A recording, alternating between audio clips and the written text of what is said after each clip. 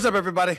Welcome to the latest edition of the Stephen A. Smith Show, coming at you as I love to do at the very least 3 days a week over the digital airwaves of YouTube.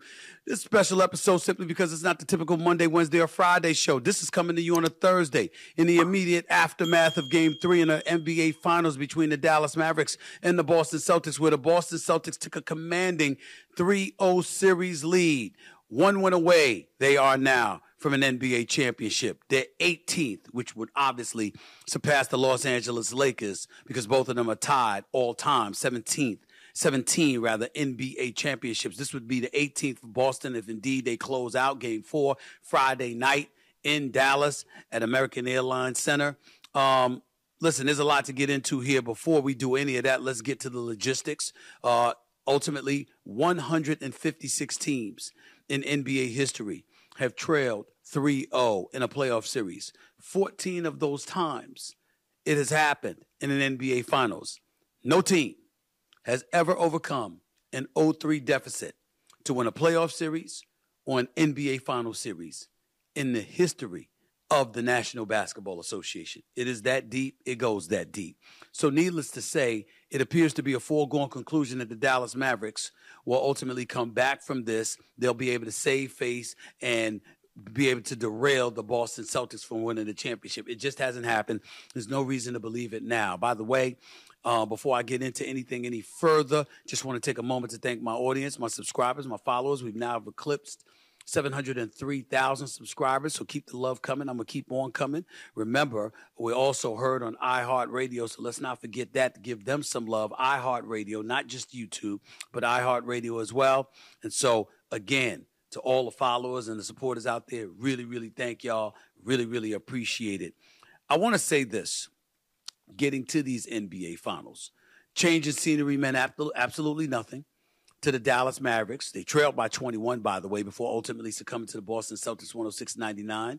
I already told you about the 3-0 lead the Boston Celtics have. They were led by Jason Tatum, who had his best game of the series with 31 points. Jaylen Brown only had 6 points in the first half, finished with 30. That's 24 points in the second half, 8 rebounds, 8 assists. The dunk of the night, driving down the middle of the lane and dunking on everybody. Plus, he was harassing Luka Doncic all night long. As for Dallas, Kyrie Irving showed up, finally, leading the Mavs with 35 points, shooting 4 of 6 from three-point range. This is after he went 0 for 8 from three-point range in the first 2 games of this series. But he wasn't the biggest issue last night. The biggest issue was Luka Doncic, who fouled out with 27 points and continues to hurt his team on defense. I want y'all to take a look at what my colleague at ESPN, his senior NBA writer, Brian Windhorst, said last night about Luka's impact on this team. Check it out. I'm standing here in the Mavericks tunnel. Over there is the Celtics tunnel. That's where the winners are. If Luka's ever going to be a winner coming out of this tunnel here, he is going to have to use what's happened in this finals as a learning experience. His defensive performance is unacceptable. He is a hole on the court. The Celtics are attacking him. They are ahead in this series because they have attacked him defensively.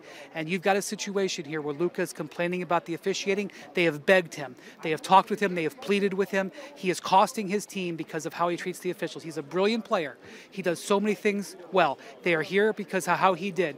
His performance in this game is unacceptable and the reason why the Mavericks are not going to win. He's got to get over this. And the fact that he came out after the game and blamed the officials showed me he's nowhere close yet. So maybe over the summer somebody will get to him because nobody with the Mavericks or anybody else in his life has. And that's where the Mavericks are at this point. They're never going to get to this tunnel with the trophy if he doesn't improve those aspects of his game. Amen. Amen. Wendy's absolutely right, but he wasn't the only one. A whole bunch of people had a lot to say about Luka Doncic's performance in Game 3. None were as acerbic, as hostile, as disgusted, however, as my man Kendrick Perkins. He showed up on a podcast with my man Richard Jefferson, had a bunch of stuff to say, but check this out. Luka fucked off the game. He drained his team emotionally. Even Jay Kidd, it started from the tip, the complaining, every damn possession down, the falling on the floor, right? Not getting back in transition, not making a second effort. He didn't box out. One time he missed the box out on, I believe it was Drew Holiday. It was a timeout. He's yelling at his teammate. His teammate was nowhere involved in the damn play. Who are you mad at? Okay. the bullshit fouls. Yet that was not a charge. Why even put yourself in that position? He tapped out and he left his team hanging. By far, the worst performance I've seen for Luka in the playoffs. Listen, some people are going to debate whether or not Kendrick Perkins is telling the truth there now in terms of it being his worst performance. But damn it, who cares? The fact of the matter is, if it wasn't, it was in the ballpark. Luka, it was unimpressive. But I think a lot of people are missing a boat to some degree. You've got people talking about him complaining and crying and whining to the referees. Totally, totally true. Luka put himself in that position because guess what? The third foul that he picked up, you know, when he was frustrated, he didn't get a call under his own basket. I mean, basically, that put you in a foolish position because you were reaching just out of frustration. Then there was another time you were reaching for Pritchard, you know, and you had no business doing that. So there was two fouls, his third and fourth fouls that he picked up that made absolutely positively no sense whatsoever. So you're not thinking about the position that you put your teammates in, your coaches in, et cetera, et cetera. That was jacked up. No question about it. Kendrick Perkins isn't wrong there. Clearly too much whining, too much bitching, all of that stuff. That's on Luka. No doubt about it. Okay? Here's my biggest issue with Luka. And then basically also people talking about his defense. His defense was horrible. Horrible. I mean, Joe Mazzulla, who's doing a hell of a job, by the way, hell of a job. We can talk about Ime Udoka like I do, thinking about how good he was and how Boston would be in this position with Ime Udoka. But give Joe Mazzulla a lot of credit. This man has done a hell of a job, and he's proven to be one hell of a coach. And he's about to win a championship. You can't talk about Joe Mazzulla, man, in anything but a positive way. But having said all of that, you look at Hauser, who he brings off the bench. This dude comes out there, ain't known as a player at all, purely a shooter. Everybody and their grandmama knows it. And what they did was they made sure, if you're the boy Dallas Mavericks, well, let's put Luka on them because Luka don't want to guard nobody any damn way. So let's put Luka on this, bro. What does Luka do? He got his head turned. He's taken for granted. The guy's a shooter. That's the only reason he's in there. He's a shooter. And Luka left him open twice to hit threes from the corner. So, yes, Luka's defense was horrid. His defensive effort was horrid. But even with what Kendrick Perkins said about him complaining to the officials and what Brian Winter said about him complaining to the officials, about him not playing defense, here to me is where the most egregious part occurred. Luka is struggling all night long. We know this. We see this. It's clear as day. He finishes the game shooting 11 to 27. That's 40%, y'all. We get that. Didn't you see Kyrie was in his bag? Didn't you see Kyrie was flowing?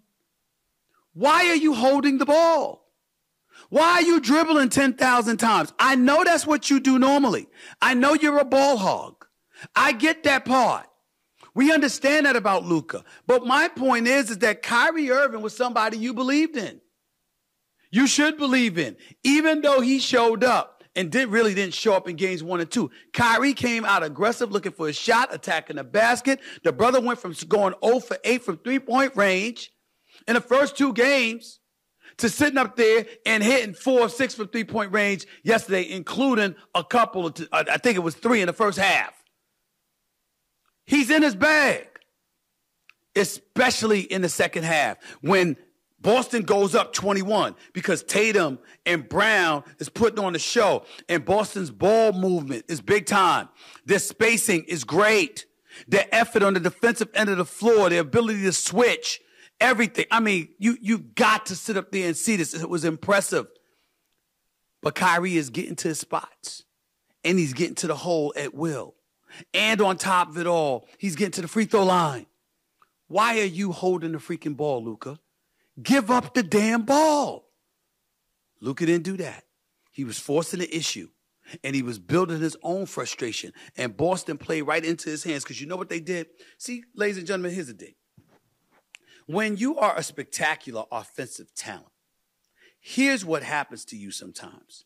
If you struggle defensively, teams don't only pick on you defensively because they know they can take advantage of you. They also pick on you defensively in hopes that it will frustrate you. It'll get you more agitated and anxious to produce on the offensive side of the ball. Then you force the issue. You alienate your teammates because you turn them into spectators. As a result, more pressure mounts to you, and you don't necessarily answer the call. And then you end up looking like Luka looked in game 3 last night. That's what happened. That's what happened. Now, there were other things that happened. Tim Hardaway Jr., I'm so happy you're under contract for next year because I don't know if you'd be getting one after this performance. 19 minutes, not a point, not a damn point. Tim Hardaway Jr. was so bad, he didn't even register a foul. He had 3 rebounds, but every other category across the board in 19 minutes, with all of us clamoring for Jason Kidd to place some faith in him and play him, he gets out on the court and thanks people like myself and others by giving us a donut. No points whatsoever. No field goals made whatsoever. No assist whatsoever. It was an atrocious performance by Tim Hardaway, who, by the way, had to be inserted back into the game after Luka Doncic fouled out and couldn't score a basket. That's point number 1. Point number 2, Jason Kidd. Clearly, whatever words he's given to Luka Doncic ain't being heard. You got to contain this brother, get him under control. You got to remind him that what he's doing is selfish and it hurts the team. And prioritize or get him to prioritize doing that. He clearly hasn't done that. He hasn't gotten through to Luka because Luka was acting like a damn brat last night. Jason Tatum was getting fouled. Jason Tatum wasn't getting calls. Neither was Jaylen Brown. They'd say something to the ref, but then they turn around and hustle back on defense. Luka Doncic would lay on the floor and put the Dallas Mavericks defense in a 4-on-5 situation. Boston would drain another 3. And what did Boston end up shooting from 3-point range on this particular night? Because we got to look at all of this stuff right here. Boston shot 17 of 46. 17 of 46. Both Tatum and Derek White hit 4 3-pointers. Brown and Horford hit 2. Sam Hauser hit 3, pretty much all on Luka. Series is over. Dallas made a nice run. We didn't expect them to get this far, but they ultimately did, and they deserved their props. But in the end, what do you say? This is what it is. This is what it is. Now, before I get to my next subject, I want to say this, because this wasn't initially on my rundown, but I felt the need to switch gears a little bit and to touch on this subject, okay? Because I'm thinking about it. And I'll get to Jerry West in a second because I got to get to my man Jerry West. God bless his soul. I want to talk a quick second about what happened this week and the noise that's been reverberating. So I think it was a Monday or so. I'm on the air with Monica McNutt, and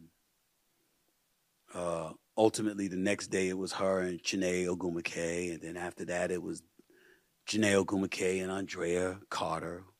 I think that Chiney Ogwumike and Andrea Carter are superstars in the making in this business.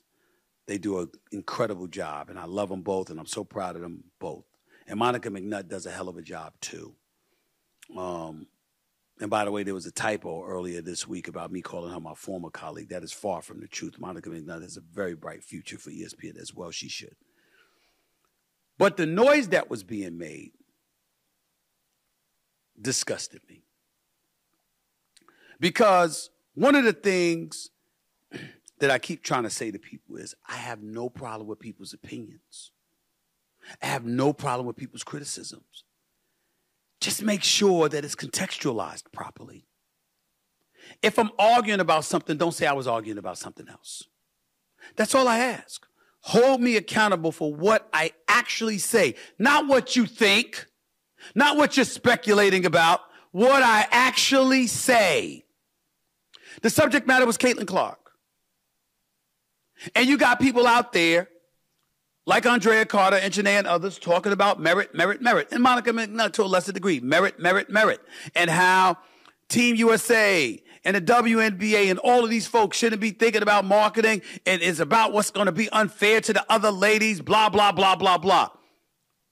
I specifically said, you're absolutely right. It would be unfair to the other ladies.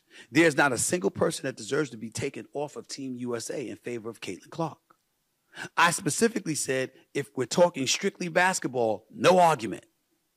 But Team USA, particularly on the men's side, and one could argue on the women's side as well, along with whether it's the WNBA, it's the NBA, or any other business, They don't make decisions based strictly on the purity of the sport and the meritocracy of competition. They also take marketing into consideration. When we think about decisions that have been made in the world of sports forever, marketing has played a role. Ladies and gentlemen, marketing always plays a role. It's all about establishing and understanding this is what is going on. Caitlin Clark wants to be on the team, but who cares? She knows that in all likelihood she didn't deserve it. She's a rookie. 4 years from now, she'll be on the team. And by the way, in fairness to Monica McNutt, Chiney Ogwumike, Andrea Carter, and others, I've had male Hall of Famers call me and argue with me about how right they are.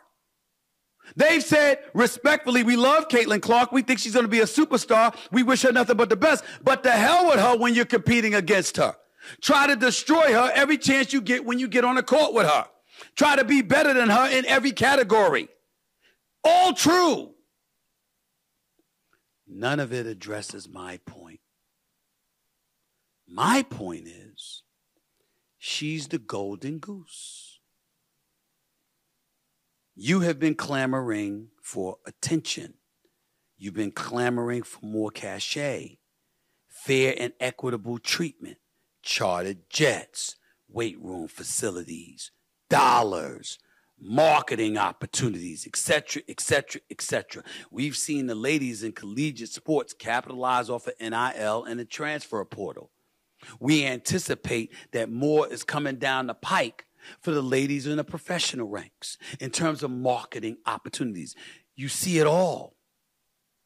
And when you see those things, what they're doing is their game will validate it, but those other elements accentuate them and accentuate the product, because if they make themselves more attractive to people outside the world of the sport, they'll gravitate to those athletes and support them inside the world of the sport they're playing in, because that's the name of the game. NBC is investing nearly $8 billion in the Olympics. You think they don't want ratings? You think they don't want ratings? Who doesn't know they want ratings? Everybody knows that. Yet somehow, some way, all of a sudden, I'm getting castigated. You got folks treating me like I'm chauvinistic. I was raised by 5 women. Here's the difference, y'all. Let me tell y'all a little secret. Let me tell my staff a little secret. Let me tell everybody a little secret about me. Do you know why it may put people off a little bit when you see me talking about issues pertaining to ladies? It's because I talk about it the same way I talk about issues pertaining to men. Because while most people talk about treating women as equals, I actually see them as such. Because I was raised by 5 of them. I grew up I'm the youngest of 6. I got 4 older sisters. I've never hit a woman in my life. I've been slapped up my damn head by women all my life. All of it. Except by my mama. Now, my mama used to take my ear and just ring it and make my head twist. That's how she used to punish me. She used to twist my head. You see what I'm saying? Twist my ear rather, and spin my head around because it hurt like hell when she twisted my ear. She wouldn't hit me in public places. She just grabbed my ear and just twisted. Oh, my sisters, I'll tell you their names. Linda, Arlen, Carmen, Abigail. Linda, Arlen, Abigail, and Carmen in that order, because Carmen's the youngest, Linda's the oldest. They slap me upside the head all the time. I'm 56. They'll slap me up the head right now. I've been debating with women all my life. It doesn't faze me because I see them as equals, if not better. I think women are far more capable than men have shown themselves to be. I think women are far less trifling than men have shown themselves to be. They say behind every great man is a great woman. I say beside every great man is a great woman. What are you talking about? And you have people walking around here treating stuff like there's some misogyny going on. And then everybody gravitated to the statement, oh my God, well, you know what, he's going off about First Take, and he was talking about how First Take did this for Monica McNutt, and then people labeled it. I never said I made them. I never said the show made them. People interpreted it as such, but you left out how I said what First Take did for me, what First Take did for Shannon, what First Take did for Ryan Clark, what First Take did for Marcus Spears, what First Take did for Molly, what First Take did for Kimberly. You left all of that out. You left it all out. And people who don't know better or don't have the time to watch the show or have no interest in contextualizing stuff properly buy into that bullshit. I wonder why that is. And it ain't just some of the ladies, it's a lot of the fellas too, which is why I addressed Peter Rosenberg the other day the way that I did. Because I thought I was taken out of context and I thought that I was being attributed to saying something I did not say. But I'm turning on the TV and it's like, oh my Lord, well, you know what he's trying to say. First Take's done something for all of us. It's a 2-hour show, live every weekday morning, and 2 hours of real estate give people opportunities to speak, commentate, and pontificate about a bevy of subjects. The more airtime you get, the more profile you build. The more your profile builds, the more cachet you may gain. It's a crime to say that. It's misogynistic to say that. When I'm saying the same thing that has been done for men has been done for women. What are we doing? What are we doing? And I turn around and I see, oh, okay. So suddenly Monica McNutt is on Jon Stewart. Jon Stewart. Not Sports Center. Jon Stewart. No crime there. Get your shine. Hell, I don't care if Janae and Andrea and Molly and everybody else is invited in. I saw Kerry Champion on CNN talk about me. Kerry Champion, the former host of First Take, mind you.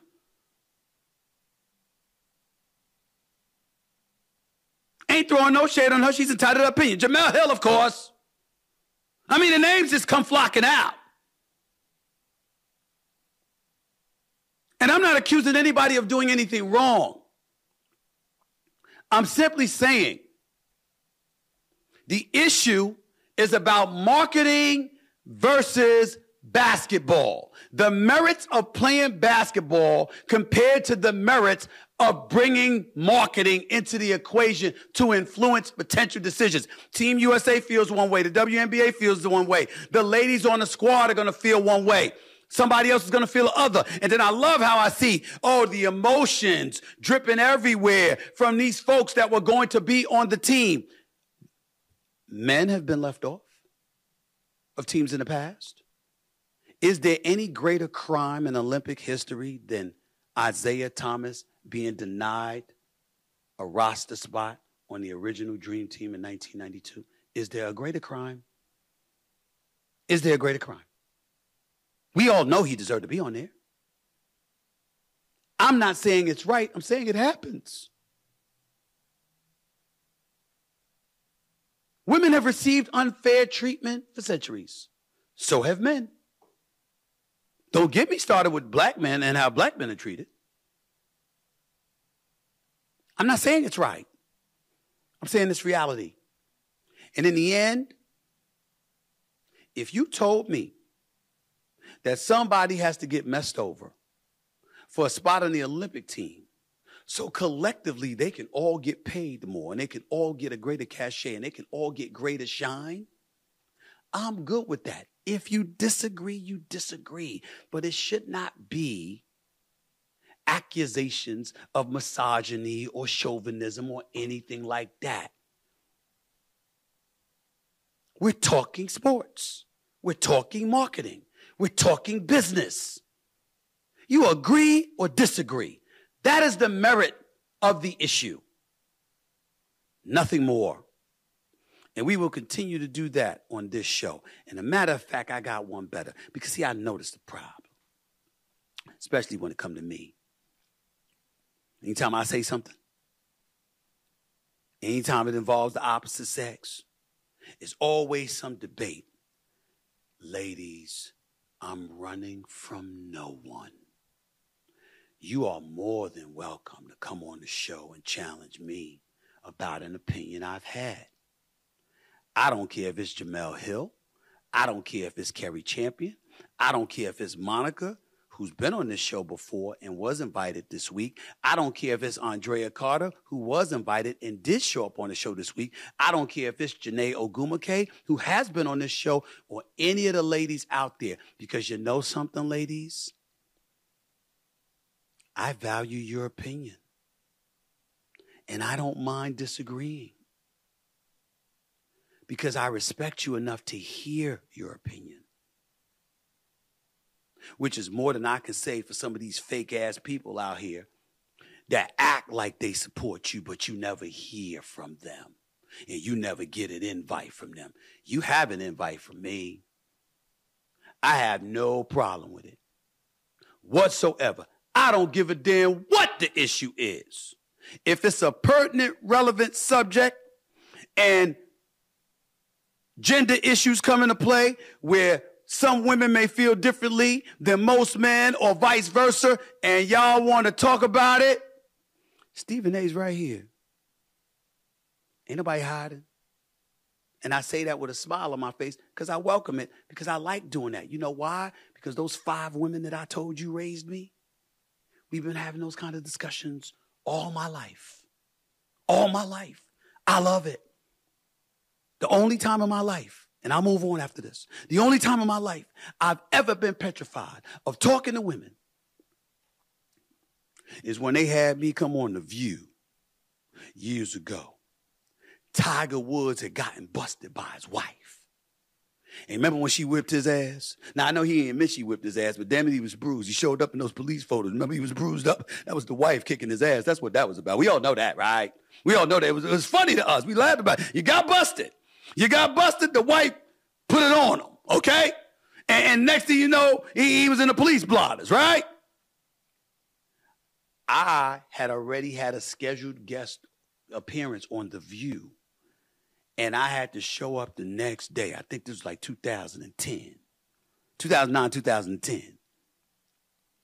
And I rolled up in there, and it was the late, great Barbara Walters, along with Elizabeth Hasselbeck. Whoopi Goldberg and Joy Behar. And when I walked into that studio, it was stadium seating. And it was like they were sitting on top of you. And there were no males in the entire building. The audience, damn it, not even backstage. If there was a man, I didn't see it. I was the only testosterone-filled individual in the building. I was by my damn self. That is the only time in my life that I have been scared to talk with, debate, or disagree with anyone. And they just so happened to be women that day. And any man alive would have forgiven me. That's Barbara Walters we talking about. That's Whoopi Goldberg and Joy Behar and Elizabeth Hasselbeck we talking about. Excuse my language. That was some scary shit. I mean, I had to go to the bathroom the entire segment I was holding it in. That's how nervous I was. It's just the truth. It's just the truth. Anyway, before I go to break, let me say this. I just want to take a few moments to honor the life of basketball icon Jerry West. Basketball iconic figure, Hall of Famer, who passed away yesterday at the age of 86. West, if you do recall, he was selected to the Basketball Hall of Fame 3 times as a player and executive, and had an impact on the sport that was felt for generations, and that will be felt for generations to come. I knew Jerry West, special man, highly knowledgeable, brilliant basketball mind, 2-time executive of the year. obviously a Hall of Famer, one of the greatest players to have ever played the game, the silhouette of the NBA all of these years. He's phenomenal. He was phenomenal. And I feel so bad for his family, Johnny and the rest of his kids. Joe Lacob, the owner for the Golden State Warriors, had him as a consultant for 6 years.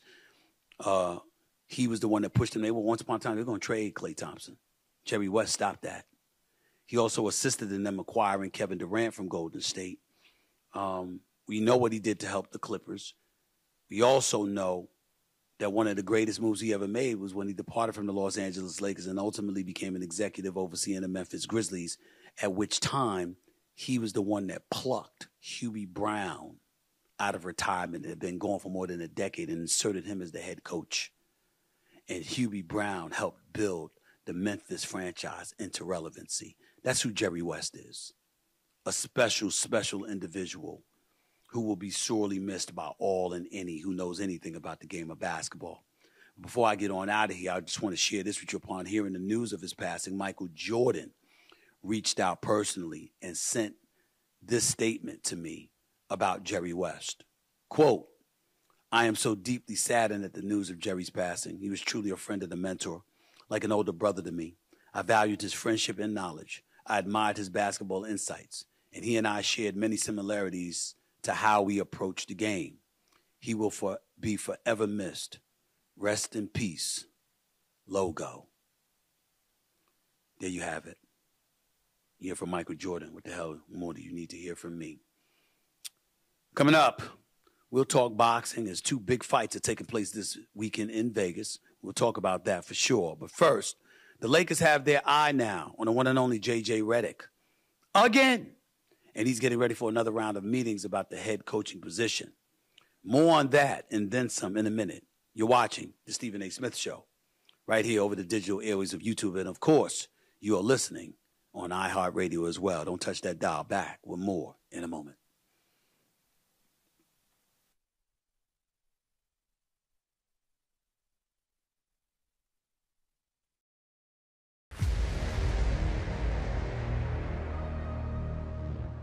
All right, everybody, you know what time it is. It's time for Stephen A's Weekly Picks.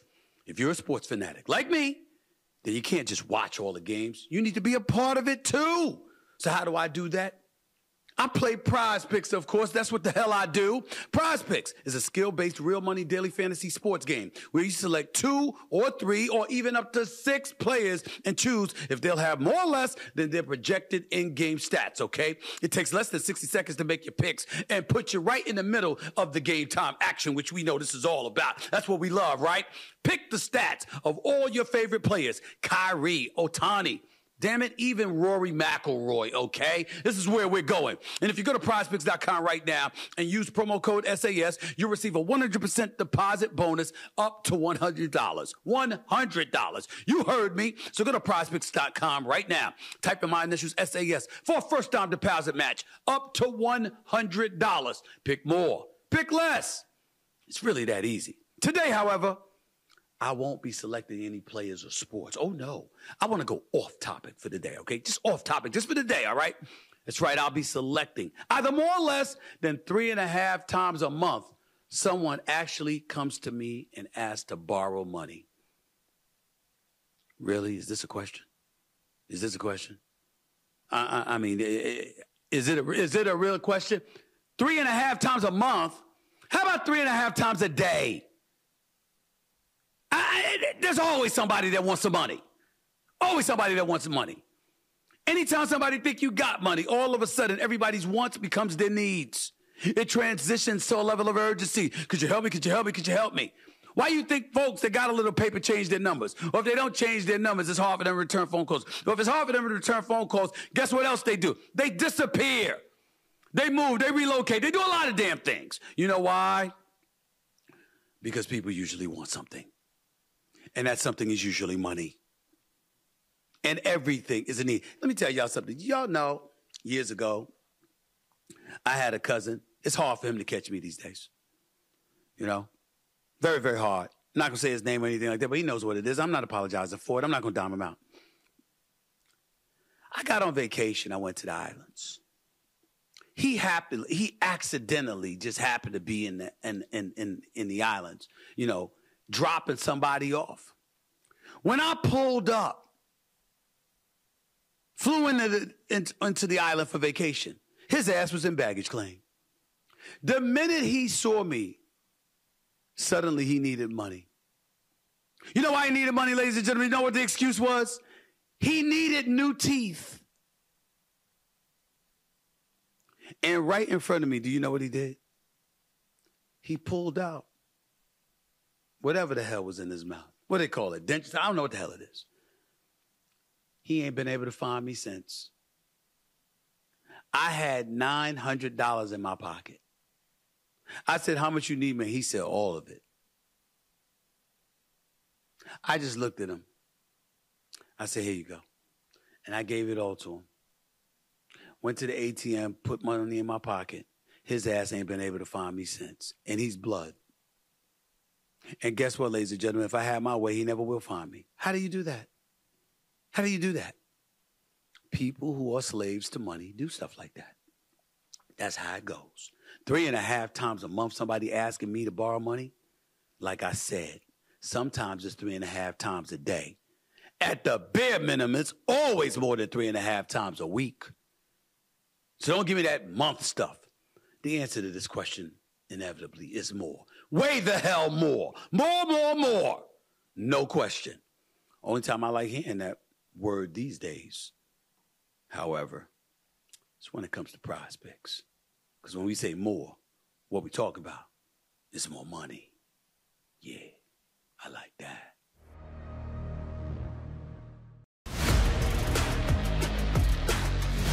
Welcome back to the Stephen A. Smith Show right here over the digital airwaves of YouTube and, of course, iHeartRadio. Thank y'all so much for listening on iHeartRadio, by the way. Really, really appreciate it. You can find me there anytime. No problem. Let's get into the Lakers situation right now because former NBA player and current analyst for both ESPN and ABC, J.J. Redick, he's had a very busy schedule lately.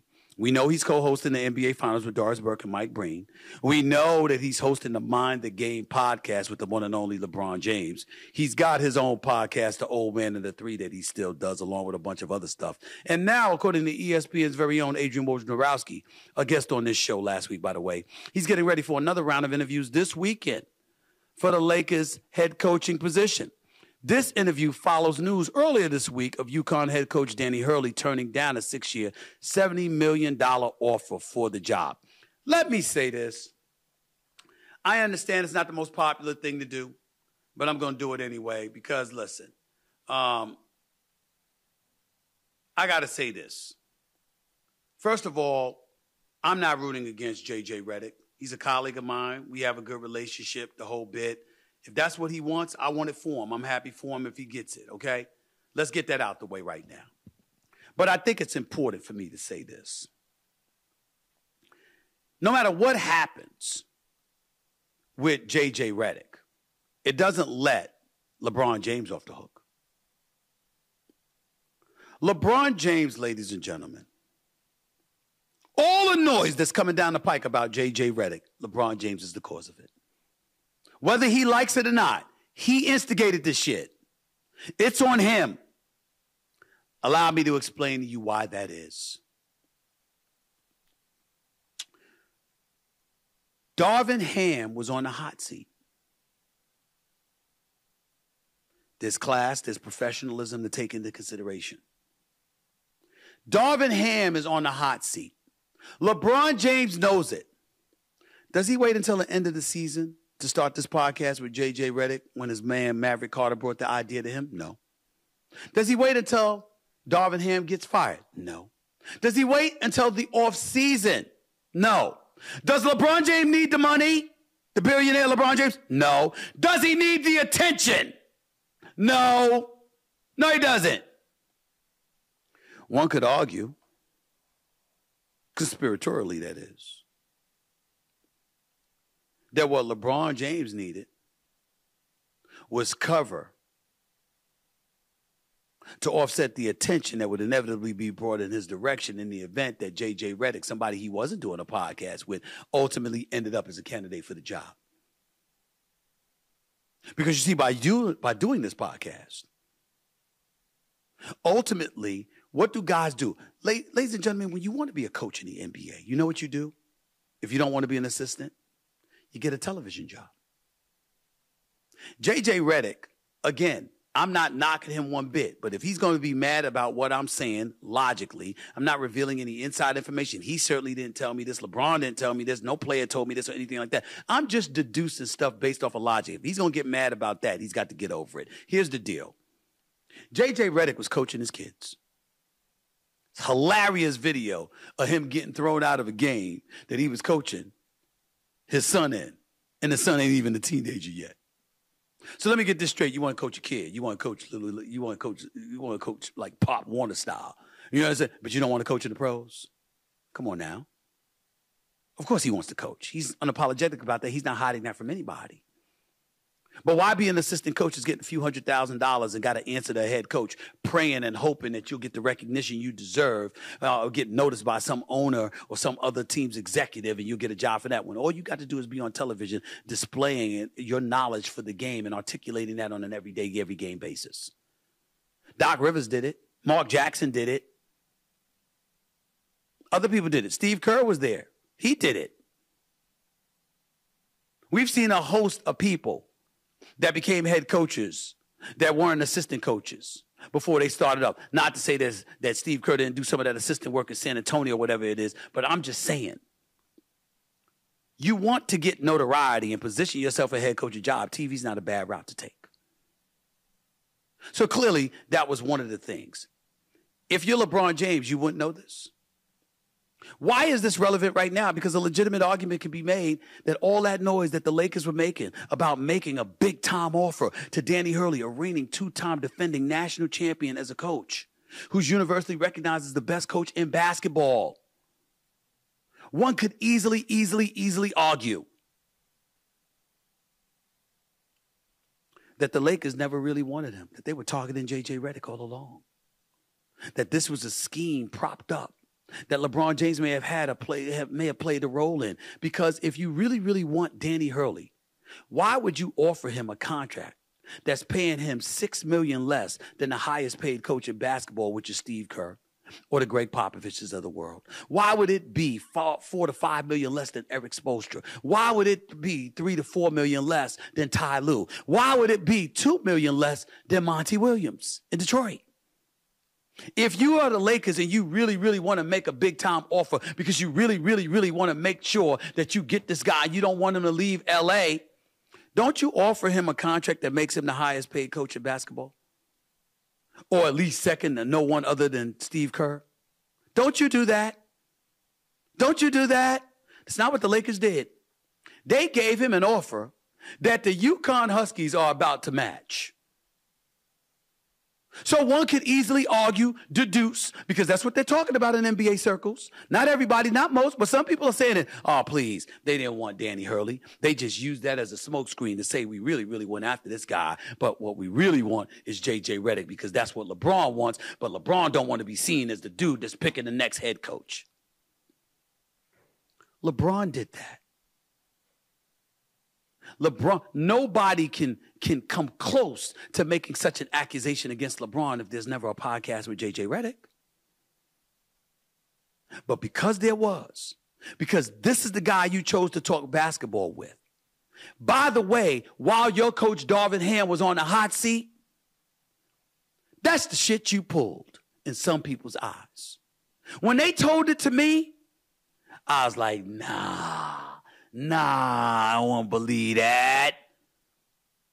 But then I keep being reminded about the brilliance of LeBron James and how he's no idiot. He knows what he's doing. And then I say, shit, I can't put it past him. Remember when Ronald Reagan was in office, ladies and gentlemen? Some of you may not, but some of you young whippersnappers may not, but the older fogies might. Remember when the Iran-Contra affair came about? That's when we first learned of the phrase plausible deniability. Wasn't me. Remember Eddie Murphy? Now, I don't know if it was delirious or raw. It was one or the other. Remember when he did that? Wasn't me. Oh, I saw you. How you do this? Wasn't me. I saw you. Hey! Wasn't me. That's LeBron. Wasn't me. Hey! Wasn't me. That's how he acted.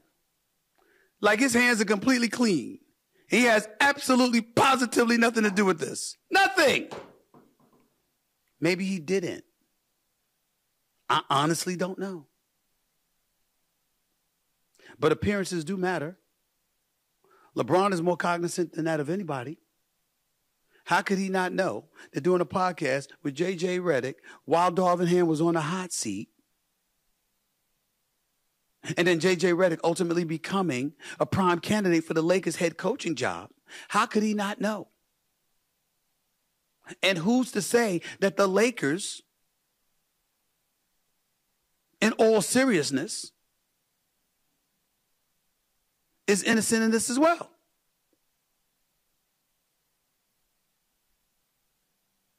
How do you make... The only reason I'm saying that about the Lakers right now, Jeannie Buss, who I love dearly, and Rob Pelinka, who I respect and like, the only reason I'm saying that is that if you really, really wanted Danny Hurley, how could the offer be for 6 years and $70 million? How could it be for $11 million a year when you know there's at least 5 coaches that's paid more than that?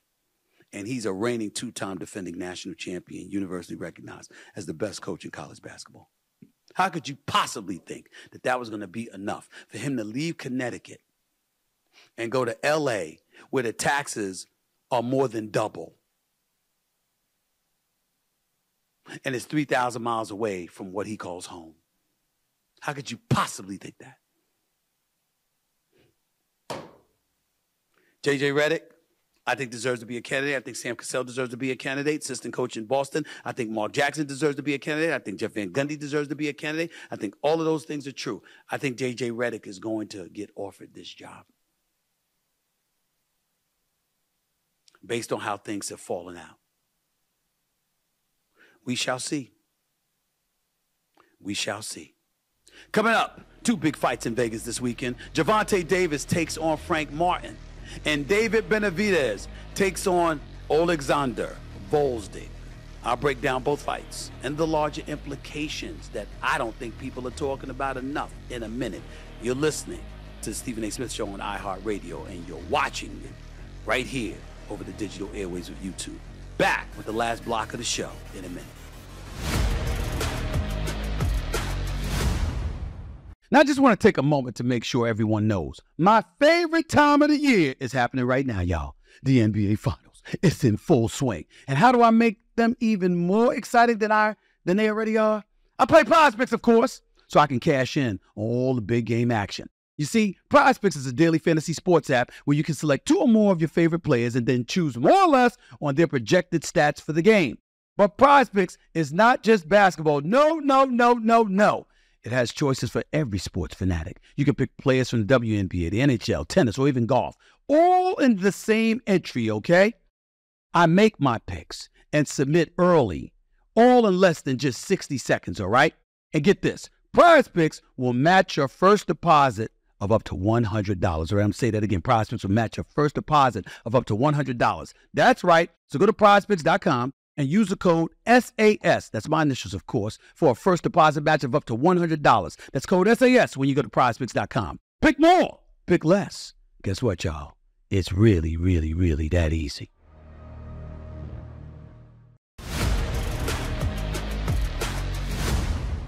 Welcome back to the Stephen A. Smith Show right here over the digital airwaves of YouTube plus iHeartRadio. Thank y'all so much for the support. Let me move on to the world of boxing because this is on my mind. Saturday night, Gervonta Tank Davis, one of the best in the world, clearly one of the best punchers in boxing with 27 knockouts, by the way. This brother will defend his WBA lightweight world title against Frank Martin. The fight happens at the MGM Grand Arena in Las Vegas, where Martin has risen from top prospect to a dangerous contender in the lightweight division. He's got an 18-0 record. He's got 12 KOs. The brother can fight. I like Frank Martin a lot. I don't know about the competition he's going against. And one of the things that really resonates with me is when Gervonta Davis said, you might have came too early. early. That's what he's talking about because he's talking about his experience. You got to remember, Gervonta Davis got 27 knockouts in 29 fights. Okay, he's undefeated. He is a knockout artist. He puts brothers to sleep. This is what he does. And so when you look at it from that standpoint, you got a guy like Martin. Martin can box. I don't know how much power he's got. You got the 12 knockouts, but 12 knockouts in 18 fights. It's about a 66% knockout rate, whatever. Well, it ain't 95% knockout rate. Okay, and I saw the press conference with him and Gervonta when Gervonta was talking about he made him flinch and stuff like that. I didn't see all of that, but Gervonta was getting so annoyed with him talking about how he stung him and he buckled Gervonta's legs in a sparring session, stuff like that. You know, this kind of stuff gets under his skin. I don't know if it's the wisest decision for Frank Martin to piss off Gervonta Davis, but then I guess the argument could be made, look, he's coming in the ring to hurt you anyway, so what difference does it make? He's going to try to hurt you no matter what. So it ain't like he's going to get pity on you because you ain't talking, so you might as well talk, I guess, promote the fight. All of that stuff is true. I hope it's a great fight. I hope Frank Martin is what I think he is. His trainer is Derek James, the same guy that trained Errol Spence Jr. I love Errol Spence Jr., never expected that beatdown that he took at the hands of Terrence Crawford. I had Terrence Crawford winning the fight, but I thought it would be a close fight. He would win by decision. I did not know he would do that to Errol Spence. I did not know he would do that. You could take into account the car accident. You could take into account something else that happened to him that messed up his jaw or whatever. Either way, it was clear once the second round started that Errol Spence Jr. had no business in the ring with Terrence Crawford. And Derek James was his trainer. And so, yes, the trainer can only do but so much. I'm not trying to throw no shade on anybody or anything like that, but it does have me looking at Derek James with a raised eyebrow because I'm like, your fighter got destroyed that night. Having said all of that, Frank Martin can really fight, at least against the competition he's going against. The competition he's going against is not Tank Davis. This brother can put you to sleep with either hand. Either hand. He beat Garcia. Ryan Garcia getting himself in trouble seems to be a head case these days. You can easily attest that to him losing to Tank Davis. When Tank Davis caught him with a body shot, liver, and ultimately, it was a liver or kidney, but ultimately ended that fight. Okay? Ryan Garcia comes back. He has a couple of fights, including beating Devin Haney, but he came in there overweight, didn't care about being overweight. And then rumored, according to test results, actually, it says that he used performance-enhancing substance. So who knows what to think? Devin Haney, the way we saw him get rocked by Ryan Garcia, get dropped 3 times, I don't want him in any ring with Gervonta Davis. Yeah, I don't want him anywhere near Tank Davis. Anywhere near Tank Davis. Stay away from him. This kid, Frank Martin, he looks the part, looks strong, obviously in shape, biggest fight of his career. But I still got to favor Tank Davis because of the experience and the power. The combination of the two. If you don't have the power, you at least need to have the experience. Frank Martin doesn't have either. He doesn't have the power nor the experience. I'm talking about more power than Gervonta Davis, more experience than Gervonta Davis. And I don't even know if he's the better boxer because I saw Gervonta Davis versus Pitbull, who's this miniature dude that just stalks everybody and he takes you out. And Gervonta Davis beat him by decision, but he outboxed that kid. Gervonta Davis can box. He's not just a fighter. He's got so much power and he knock you out. People think he's a puncher. No, that's Deontay Wilder. That's a puncher, devoid of the requisite boxing skills needed. And I'm not throwing shade on Wilder. We just talking boxing here. He's a puncher, not a boxer. Gervonta Davis is both. And so I'm looking at him and I'm like, yo, I don't want Frank Martin to get knocked out. I don't want it not to be a good fight. But I'm looking at Leonard Ellaby, with the money team, Mayweather Promotions and stuff like that. And, obviously Tank Davis is in that camp. And I'm looking at my man Leonard Ellaby, who always has the flyest shades of anybody. I don't know where he could. Every shade that is fly, every pair of shades that is fly, Leonard Ellaby has them. Nobody has better shades than Leonard Ellaby, but I digress. Leonard Ellaby like, yo, don't leave. This could end early. Frank Martin, let me tell you how it's going to end early. if you go in that ring with such bravery that you think you're going to stand toe-to-toe with Gervonta Davis or stalk him as opposed to using your movement to avoid getting hit by him, it could be a short night. I don't know Frank Martin. I only watched the highlights of his fights. I've watched Gervonta Davis a lot over the years. The brother is one of the top 5 fighters on the planet. And he really doesn't seem to like this guy. So it's going to be real interesting to see what happens. I wish Frank Martin luck. I think Gervonta Davis is going to win this fight in all likelihood by TKO, if not KO. But I hope I'm wrong. I like Frank Martin. I'm rooting for him. And I'm rooting for him to put forth a good showing. I love Tank Davis. I don't want him to lose. But I'm looking forward to Frank Martin putting forth a good showing. I just don't know if he can. I'm very, very, very worried for him, I must admit. Somebody I'm not worried about is Canelo Alvarez. With him, I'm not going to say I'm annoyed. I interviewed him a few weeks ago. I like Canelo. But I got to tell you, when I talk about this next guy, I can't help but think about Canelo. And that next guy is unbeaten powerhouse David Benavidez. He was nicknamed the Mexican Monster by Mike Tyson, which any boxing aficionado knows. He's getting in the ring Saturday night for the light heavyweight interim crown against former champion Alexander Volzdig. That's his name. That's what they tell me his name is, okay? Alexander Volzdig. If I pronounced it wrong, I apologize. That's what your camp, that's what everybody tells me your name is, okay? The 12th round bout, the 12-round bout, that is going to serve as the co-main event to the WBA lightweight title between Davis and Martin. Now, Benavidez, this brother, is 28-0 with 24 knockouts. And he's been lobbying hard for a career-defining showdown against undisputed super middleweight champion of the world, Saul Canelo Alvarez, who I just finished mentioning. Benavidez says he would not rule out a return to his old weight division for a fight with Canelo, which, by the way, would be probably at 168 pounds. But he has to win Saturday night first. This is David Benavidez talking to me earlier this morning on my day job, First Take on ESPN. Listen to this. I definitely do think he's trying to avoid me. You know, the whole boxing world knows that this is the biggest fight in boxing. And this is a fight that is deserved, that we deserve to give this to the fans. You know, I feel like, you know, the ones that deserve this fight more, you know, we should be giving it to the people because they're the ones that pay the hard-earned money to watch these fights. So this is definitely the fight that the whole boxing world is waiting for, and hopefully we can get it made in the future. And do you believe that Canelo is being truthful when he's questioning whether or not you're marketable enough? I mean, if I'm not marketable enough, why is he asking $150 million from me?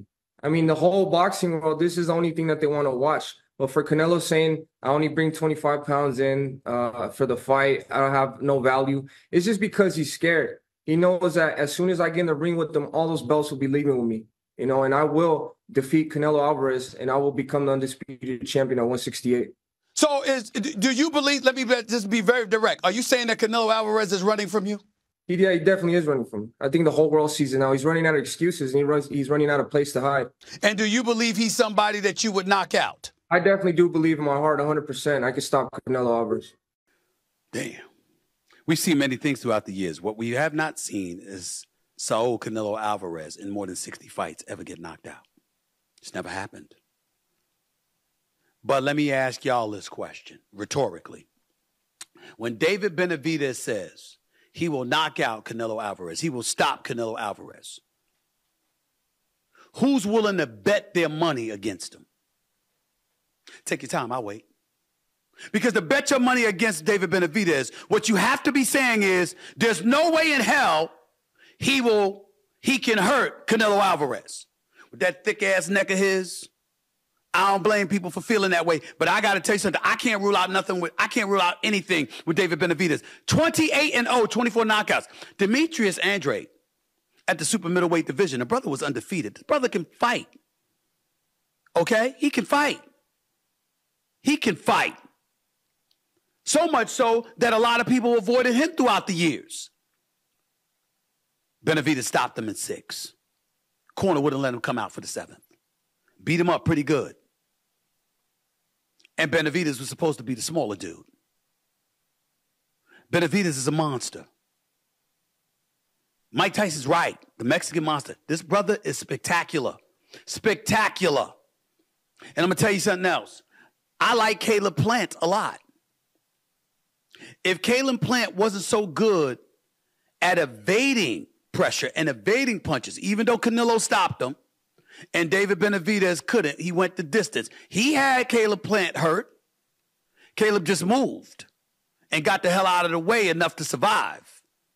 But he had him hurt on several occasions. The brother is tall, he's long, he's got speed and power in both hands, and most importantly, the resume that warrants a fight with Canelo Alvarez. I love Canelo. I respect the hell out of him. I really appreciated his candor during his interview with me where he was talking about, shit, I'll fight him right now. I'll fight both of them the same day. I don't give a shit. That's what his words, I'm quoting.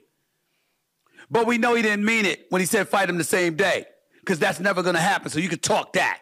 But secondly, and most importantly, David Benavidez, as far as I'm concerned, is the best super middleweight in the world outside of the undisputed champion that is Canelo Alvarez. He deserves a shot. And I have to tell you, I think if Canelo catches you, he can hurt anybody. But so can David Benavidez. I don't know if I wouldn't pick David Benavidez to beat that fight. He is longer. He is taller. He can use his jab. He does have the potential, even though he walks right to you, he does have the potential to keep, to use the jab to keep you away. I don't know. I might have to go with him. But he is absolutely right. We as boxing fans have to stop allowing this to happen. This is why the UFC is so popular. The UFC is popular because Dana White gives you the fights you want to see when you want to see them without making you wait. It's the only reason. Because I don't care what anybody says. We might see guys getting choked out. You might have MMA enthusiasts and stuff like that. Loves to see somebody in the guillotine. Love to see somebody tapping out and all that other stuff. But nothing is more attractive than a knockout. Nothing. And in boxing, a big time boxing match, there's no more epic event in this country than a big time boxing match. Remember when Mayweather was fighting Pacquiao? Remember how much we was looking forward to that event? And it was 5 years too late. Remember Tyson's fights? Remember Hagler Hearns? Remember Sugar Ray Hearns? Remember Roy Jones Jr. before he got caught by Tarver? I mean, the list goes on and on and on. You listen to a brother right now. I go back to the days of Salvador Sanchez, Alexis Aguelo, Aaron Pryor, Pepino Cuevas before Hearns put him to sleep, Roberto Duran, Sugar Ray versus Hearns, Hagler, greatest middleweight champion of all time. No disrespect to B-Hop, Bernard Hopkins, love him to death. Remember when Hagler beat John the Beast Mugabe? Remember James Toney? Remember Mustafa Muhammad? Remember him? Remember Holyfield when he was a light heavyweight? Remember Spinks Leon, I'm talking about Michael rather, when he was at the light heavyweight and he stupidly moved up to fight Tyson, but it was for $13 million. At that time, major dough. That's where I go back to. Ernie Shavers. Ron Lyle, George Foreman, Joe Frazier, Ken Norton. Of course, the greatest, Muhammad Ali. This kind of stuff I'm talking about. Hell, even Riddick Bowe. Riddick Bowe and Lennox Lewis, we never got to see that fight. Because Riddick wasn't the same and then ultimately got himself in some trouble. We saw him in a trilogy against Holyfield. We never got to see him in his prime against Lennox Lewis in his prime. I'm tired of missing out on these fights. And I want the boxing community, because y'all cover it more than me, you cover it better than me, because you live it and breathe it and eat it every day. Could you help a brother out? How much help can I give y'all to help put pressure on these promoters to give us the damn fights we want to see? I want Canelo versus Benavidez. I don't want Benavidez moving up to the light heavyweight division to fight Dig, who I expect him to beat, by the way. But if he beats that guy, then he's scheduled to go up against Benavidez, who's a monster. There's a reason Canelo didn't fight that guy at the light heavyweight division. He didn't fight that guy. Benavidez is a monster and a natural light heavyweight. I don't want Benavidez fighting Benavidez. I want him fighting his natural weight class, super middleweight, against Saul Canelo Alvarez. That is the fight we should all be demanding. That brother has earned a shot. I love Canelo. And I understand Canelo, the businessman. He's like, he had to go through a lot and had to fight through everybody before he got on the top of the mountain where he could dictate terms. I totally understand that. And I'm not throwing no shade on Canelo. I'm just saying, we want to see this fight.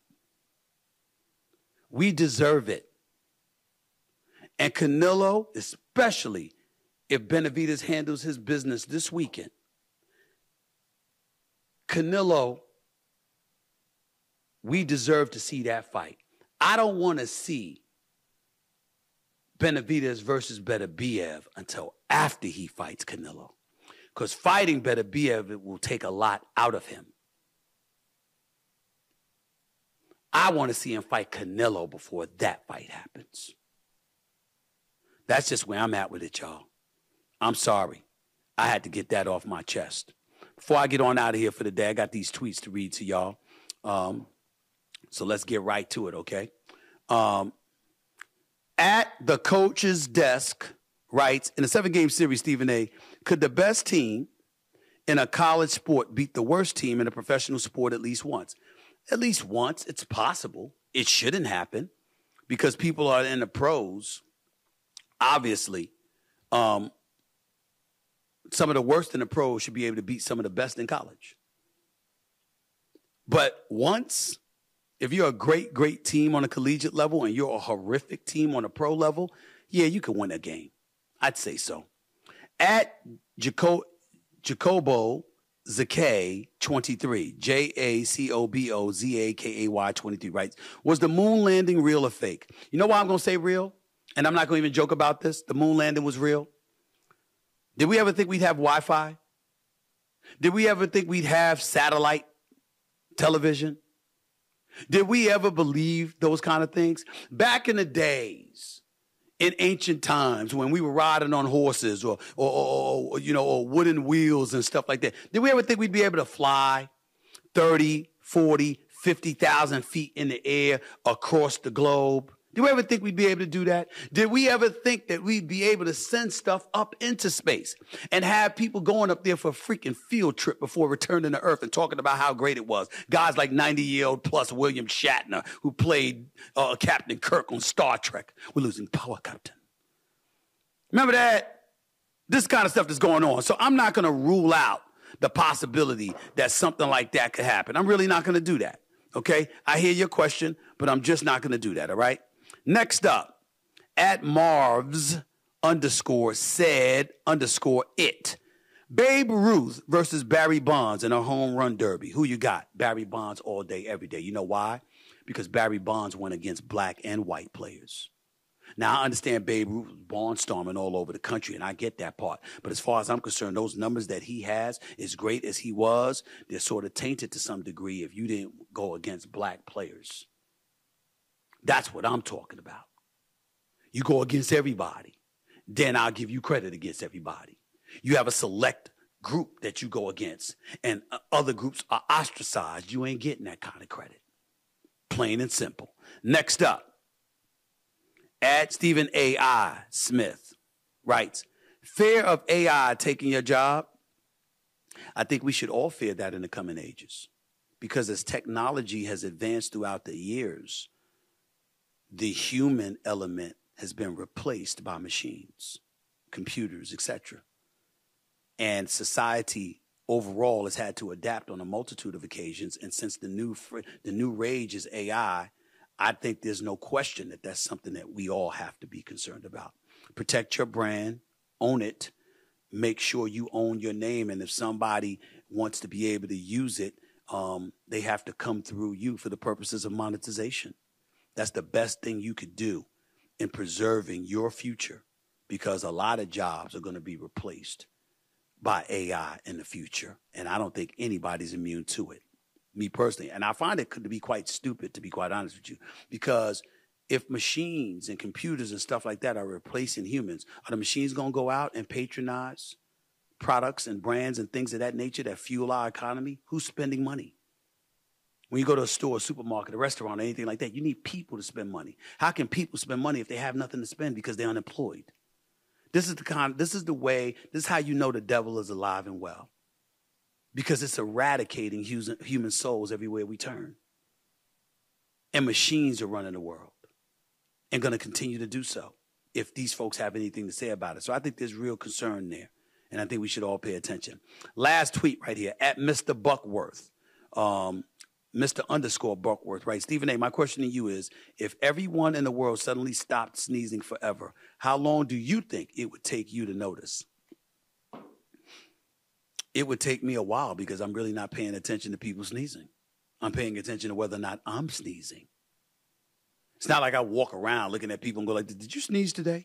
Did you sneeze today? That's like asking people if you farted today. You passed gas.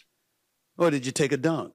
Did you take a leak? Who thinks about that when it comes to other people? They think about it when it comes to themselves.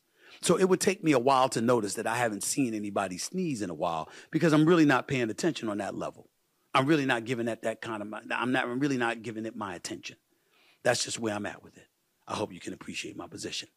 That's it for today's edition of the Stephen A. Smith Show. It's time for me to get on out of here. I got another game to cover. But before I cover game 4 tomorrow night in Dallas, Texas, I'll be sure to come back here and do another show leading into game 4. So you'll see me tomorrow. Until then, everybody, enjoy your evening. Be safe. God bless. Peace and love.